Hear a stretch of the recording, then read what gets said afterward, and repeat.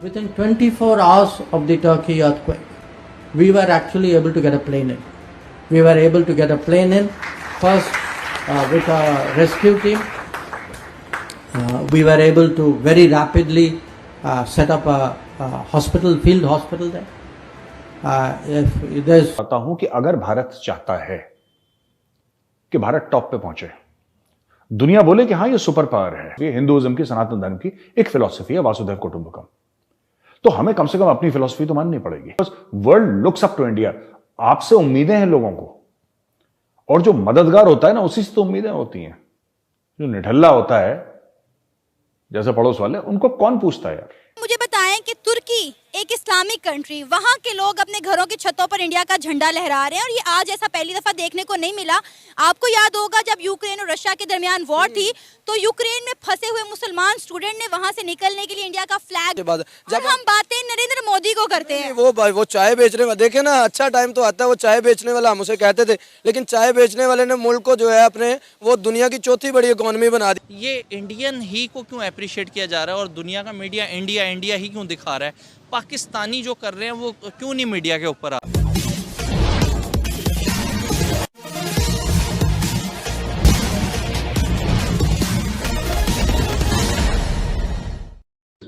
कल पहली बार विदेश मंत्री एस जयशंकर ने कहा कि अभी दुनिया सोच ही रही थी, तब तक भारत के विमान तुर्की और सीरिया में राहत सामग्री के साथ पहुंच चुके थे।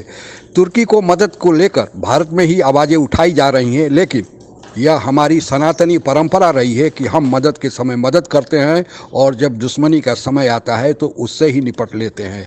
आगे की चर्चा सुनते हैं। चाहता हूं कि अगर भारत चाहता है कि भारत टॉप पे पहुंचे, दुनिया बोले कि हां ये सुपर पावर है, तो सुपर पावर का सिर्फ ये काम नहीं है कि हम कितनी जगह कितने बम गिरा सकते हैं, राइट।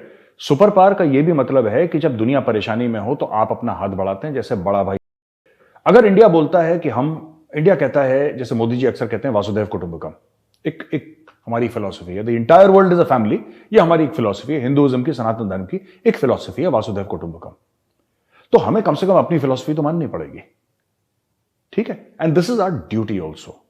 तो भारत किसी पे एहसान नहीं कर रहा कि हमने तुम पे एहसान नहीं, ये हमारा फर्ज है, ये हमारी ड्यूटी है, ये हमारा धर्म है, ये हमारा कर्तव्य है, क्योंकि सनातन ऐसा कहता है, वासुदेव कुटुंबकम, ठीक है। और हमें मदद करनी चाहिए, मदद करनी पड़ेगी, क्योंकि आज हमारे पास वो वसाइल हैं, हमारे पास वो चीजें हैं कि हम मदद कर सकें, तो हम कर रहे हैं। अगर नहीं होती तो शायद नहीं करते, लेकिन हैं तो हमें करनी चाहिए। और जहां पर भी ऐसी चीजें हों, वहां पर भारत को, देखिए, अगर आपको दुनिया के नक्शे पे अपनी मोहर लगानी है, राइट, तो ये आपको चीजें करनी पड़ेंगी। एक तो आपका कर्तव्य है, ये बात है, और दूसरी चीज ये आपको करनी पड़ेगी, ये आपको, दिस इज योर ड्यूटी। मुझे बताएं कि तुर्की एक इस्लामिक कंट्री, वहाँ के लोग अपने घरों की छतों पर इंडिया का झंडा लहरा रहे हैं, और ये आज ऐसा पहली दफा देखने को नहीं मिला।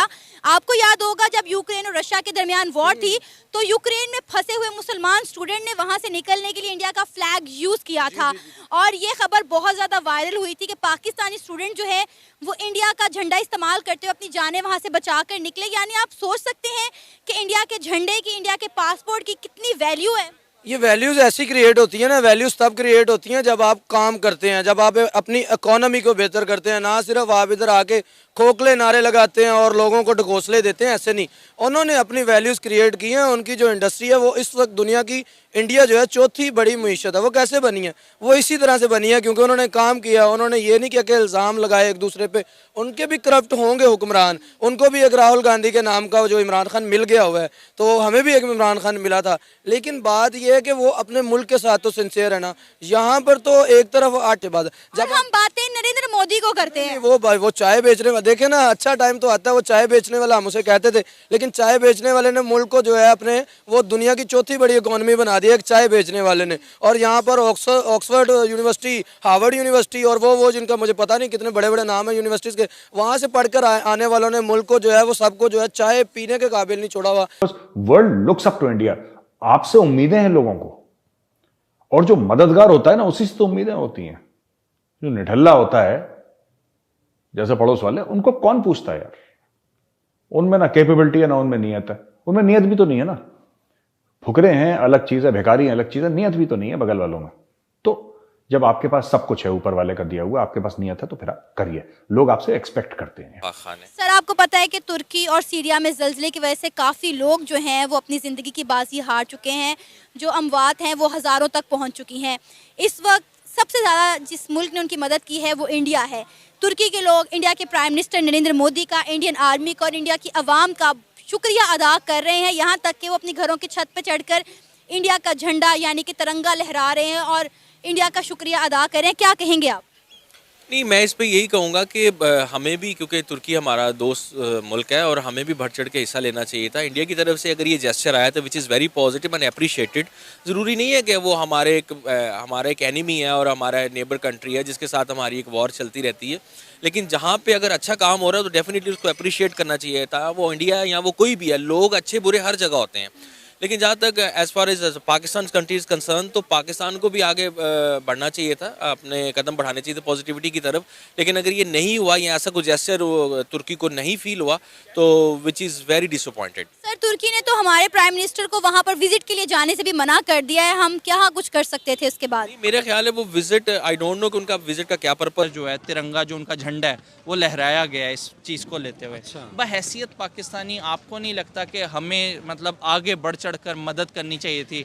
मतलब ताज़ियत तो टेलीफोनिक भी हो जाती है और जो इमदादी सामान है वो हमें भी एज सुन एज पॉसिबल रवाना करना चाहिए था। ये कोई भी कंट्री का मैटर हो, भारत ही आगे बढ़ चढ़ कर क्यों मदद करता है? ये इंडियन ही को क्यों अप्रिशिएट किया जा रहा है और दुनिया का मीडिया इंडिया इंडिया ही क्यों दिखा रहा है?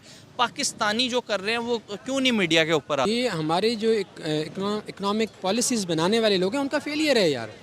ये फेलियर है कि बजाय इसके कि हम डे बाय डे मतलब आगे को पीछे जा रहे हैं, ठीक है ना जी। और ये इस चीज़ को हम मतलब उसको हमें करना चाहिए और हमारे ये जो रिस्पॉन्सिबल या जो अथॉरिटीज़ हैं उनको देखना चाहिए जो उनका। जैसे जैसे भारत की आर्थिक और सामरिक ताकत बढ़ रही है, भारत की अंतर्राष्ट्रीय रंगमंच पर भूमिका बढ़ रही है। भारत को अब हर एक मामले में पूछा जा रहा है, सुना जा रहा है।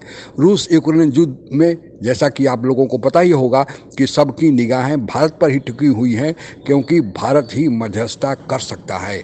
साथ ही अभी हाल में ही आप लोगों ने देखा होगा कि राष्ट्रीय सुरक्षा सलाहकार NSA अजीत डोभाल जब अमेरिका गए, उसके बाद UK गए और फिर उसके बाद रूस आए।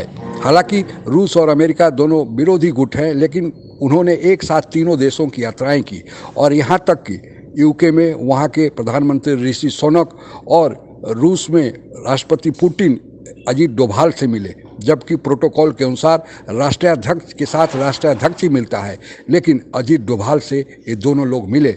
यह भारत के बढ़ते हुए वर्चस्व का परिणाम है। अगर भारत का वर्चस्व बढ़ रहा है, भारत का प्रभाव बढ़ रहा है, तो भारत का दायित्व भी बढ़ते जा रहा है। दुनिया भारत से अब अपेक्षा कर रही है। भारत ने जो वैक्सीन डिप्लोमेसी की, अनाज डिप्लोमेसी की, श्रीलंका को जिस तरह डिफॉल्ट होने से बचाया, बांग्लादेश म्यांमार को जिस तरह भारत मदद कर रहा है, यह सब भारत के सुपर पावर बनने के एक लक्षण की तरह हैं। और आने वाले दिनों में भारत के साथ रूस तो पीछे छूट जाएगा, लेकिन अमेरिका और चीन 3 सुपर पावर रहेंगे और भारत की भूमिका निर्णायक होगी। रूस के साथ भारत के संबंध तो जारी रहेंगे, लेकिन अमेरिका चाहेगा कि भारत उसके पल्ले में जाए और चीन चाहेगा कि उसके पल्ले में आए, और यह भारत के आने वाले भविष्य का संकेत है। आज के लिए बस इतना ही। जय हिंद। आप अगर हमसे जुड़ा रहना चाहते हैं तो कृपया मेरे चैनल को सब्सक्राइब करें तथा बेल आइकन भी दबा दें, ताकि नई वीडियो की जानकारी तुरंत आप तक पहुंच जाए। धन्यवाद। जय हिंद।